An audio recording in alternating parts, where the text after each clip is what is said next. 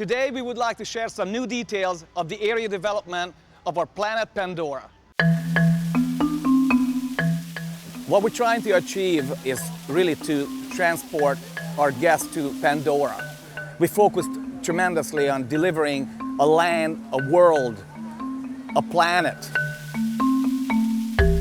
Nature reveals itself through exploration. The more you look, the more you see. And Animal Kingdom is the same way. When you come into the park and you see the Tree of Life, at first you just see this tree. But if you look more closely, if you examine, suddenly you see the animals within the tree. Pandora will be the same way.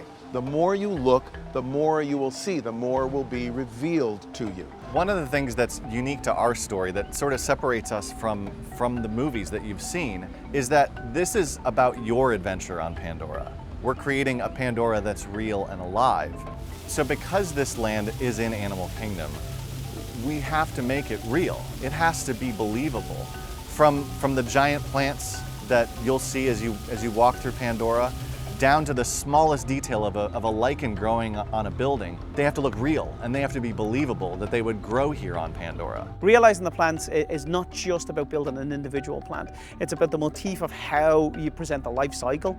So I think working with the designers to do that and then taking real greens, the horticultural side of things, and integrating it, I think that's going to be the thing that sends it over the top. So another thing that guests will see as they cross into Pandora is our Flasca reclinata. This is a huge alien plant that's about 20 feet long and 15 feet high. And the unique thing about this plant is that guests will be able to go and interact with it. When you're out in Kilimanjaro safaris or you're in the Maharaja Jungle Trek, you're surrounded by animals and you can hear them and sense them all around you. We're trying to do the same thing in Pandora, where when you enter this jungle that is the jungle of Pandora, you sense the presence of animals everywhere. Some of them are huge and moving along the edge of camp, and some of them are really small and they're right there in front of you. To do that, we're using both traditional and new technologies to kind of spread this presence out. So rather than an arbitrary background sound of animals just making noise in the forest, all the sounds the animals make are integrated ecological relationships that you hear. If you hear one animal over here, you'll hear 4 animals over there and then another one over there.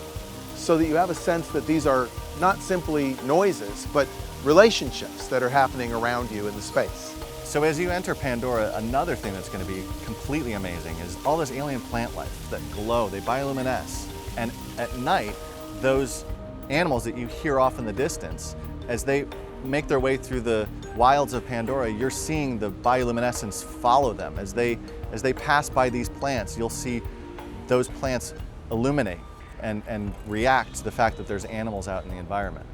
Immersion, true immersion. I think that the reality of it should sneak up on them.